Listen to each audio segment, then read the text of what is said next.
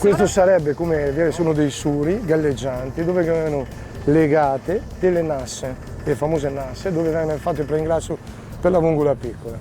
È proprio la semena francese che compriamo e la facciamo crescere, solo che i tempi sono molto lunghi.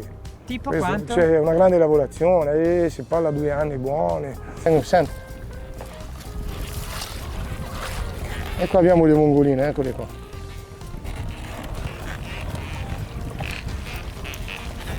Queste sono piccolissime? Piccolissime. Quanto saranno? Adesso saranno sui 8 mm. Queste quando è che le avete seminate? Queste sono già 5 mesi che sono in acqua.